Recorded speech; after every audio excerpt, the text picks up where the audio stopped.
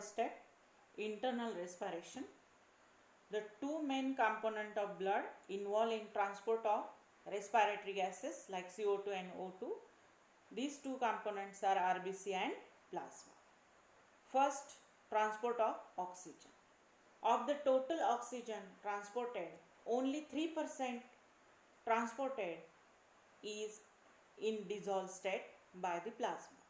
Means plasma have 97% water in which O2 is dissolved and carried to different body tissue and cells. It is only 3%, and the remaining 97% is bound to hemoglobin present in RBC. RBC have hemoglobin molecules which is a respiratory carrier. It acts as a respiratory carrier which have high affinity for O2. It combines with O2 and form oxyhemoglobin. This hemoglobin have high affinity for O2. It combines with oxygen and form oxyhemoglobin. Theoretically, one molecule of Hb has 4 Fe++, each of which can pick up one molecule of oxygen. Means one Hb react with 4 O2. One Fe pick up 1 O2, means 4 O2 reacts with 1 Hb and form Hb4O2, means oxyhemoglobin, which is transported from lungs to tissue where it is readily dissociate to release O2. Second reaction, Hb4O2 is dissociate into Hb and releases near about 4O2 to tissue. This is reversible reaction which is done into the tissue. First reaction in lungs and second reaction in tissue. Next, however, the degree of saturation of hemoglobin with O2 depend upon O2 tension, that is PPO2, means partial pressure of O2.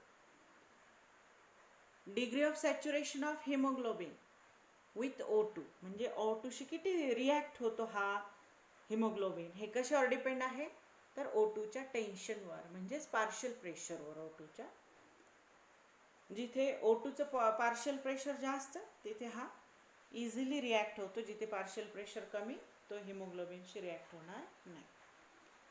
100% saturation is rare. इथे Hb आणि O2 चं saturation जे आहे ते 100% rare असतं. Maximum saturation जर पाहिलं आपण तर ते अल्विओलाय एअरमध्ये, म्हणजे अल्विओलायमध्ये जवळजवळ किती असतं 95 to 97%. Maximum saturation of 95 to 97% at PPO2 in alveoli is 100 mmHg. In diagram, see here, this is the 100 mmHg and this is not 100 degree saturation, it is near about 95 to 97%. Next, degree of saturation decreases with drop of PPO2. This begins the dissociation of HbO2. जसे जसा degree वाढेल सॅच्युरेशनची, कशाच्या according PPO2 वाढला की ती degree वाढत जाते. मग हा कर्व मध्ये बघतोय आपण ते वाढत वाढत जाणार आणि एक अशी वेळ येईल की तेव्हा हा ड्रॉप होईल कॉन्सन्ट्रेशन PPO2चा, मग हा खाली येतो. सिग्मॉइड कर्व दिसतो आपल्याला डायग्राममध्ये पाहिला आपण, तो ड्रॉप होते इथे. Degree of saturation decreases with drop in PPO2. Begins dissociation of HbO2. Concentration कमी झालं, ड्रॉप झाला PPO2चा की हा HbCO2 डिसोसिएट व्हायला सुरुवात होते. ॲट द 30 डिग्री mmHg, बघा इथे आपण दुसरं एक्झाम्पल पाहतोय. हा जो दाखवला इथे कर्व मध्ये दुसरी उभी रेष दिसते आपल्याला 40 mm किंवा 30 mm च्या जवळ, आणि इथे आपण जर टाकला हा कर्व असा तर जवळजवळ 50% सॅच्युरेशन आहे. 30 mmHg ला 30 mmHg ऑफ PPO2, सॅच्युरेशन किती असेल 50%. can be maintained. The relationship between HbO2 saturation and oxygen tension. बघा आपल्याला डायग्राममध्ये दिसतंय, एक्स ॲक्सिसवर दाखवलेलं आहे ऑक्सिजनचं टेन्शन म्हणजेच PpO2 आणि वाय ॲक्सिसवर दाखवलेलं आहे HbO2 saturation. This relationship between these two is the oxygen dissociation curve. This oxygen hemoglobin dissociation curve is a sigmoid. बघा हा दिसतो आपल्या मधली जी आहे कर्वची लाईन, ही सेंटरची लाईन ती सिग्मॉइड आहे. कर्व कसा आहे हा सिग्मॉइड, राईट. परंतु हा राईट साईडला शिफ्ट होतो. This oxygen haemoglobin dissociation curve is sigmoid and it shift towards right due to, का बरं तो राईटला गेला असं राईट साईडला इकडे का शिफ्ट झाला, तर because of H+ ion concentration. काय वाढलंय ब्लडमध्ये, H+ आयन कॉन्सन्ट्रेशन, जे ॲसिडिक कंडिशन झाली आहे.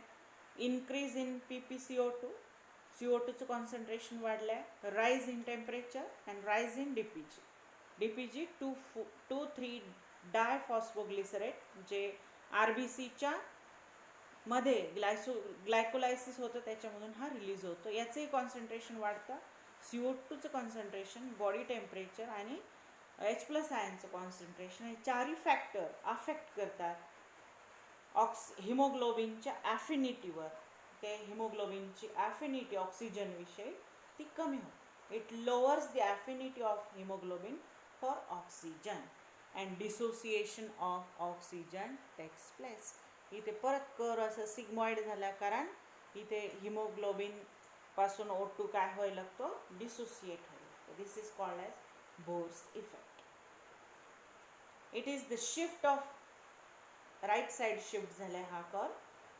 Shift of oxyhaemoglobin dissociation curve due to change in partial pressure of CO2. इथे दिसते बघा हाय पार्शियल प्रेशर आहे हा CO2चा. हा या वाढलेल्या लेवलमुळे CO2च्या इथे कमी आहे लेवल, इथे कमी आहे, तेव्हा हा वाढत चाललाय. परंतु जेव्हा ही लेवल हाय होते CO2ची तर हा ड्रॉप होतो, इकडे कमी होतो. तर हा दोघांमधलं रिलेशन आहे. जेव्हा CO2चं पार्शियल प्रेशर वाढेल तेव्हा ऑक्सिहिमोग्लोबिनचं डिसोसिएशन स्टार्ट होतं, म्हणून तो कर्व राईट साईडला शिफ्ट होतो. This is called as Bohr's effect. Then next is the Halden effect. या कर्वलाच नाव आहे Bohr's effect curve. Then Halden effect, ऑक्सिहिमोग्लोबिन functions as an acid. जसं आपण वर पाहिलं ऑक्सिहिमोग्लोबिन डिसोसिएट होतो, इथे HCO3 डिसोसिएट होतो, म्हणजे बायकार्बोनेट डिसोसिएट होतो. बिकॉज ऑफ pHचं कॉन्सन्ट्रेशन वाढलं, कारण ऑक्सिहिमोग्लोबिन कशाचं काम करत आहे इथे, तर ॲसिडचं काम करतो. म्हणून pH वाढला त्याच्यामुळे H+ आयन कॉन्सन्ट्रेशन वाढला. म्हणून वाढलेल्या H+ आयन कॉन्सन्ट्रेशनमुळे हा बायकार्बोनेट डिसोसिएट होतो H2O आणि CO2 मध्ये, वॉटर आणि CO2. This is called as Haldane effect. Bohr effect means dissociation of oxyhaemoglobin and Halden effect means dissociation of HCO3. आता जिथे PpO2 जास्त असेल तिथे ऑक्सिजन कंबाईन होतो, म्हणजे अल्व्हिओलायमध्ये PpO2ची लेवल हाय आहे आणि PpCO2ची लेवल कमी आहे, तिथे ऑक्सिजन पटकन हिमोग्लोबिनशी बाइंड होतो. परंतु टिश्यूमध्ये PpO2ची लेवल लो आहे, कारण O2 वापरला गेला आहे, CO2 जास्त रिलीज झाला आहे, PpCO2ची लेवल हाय आहे.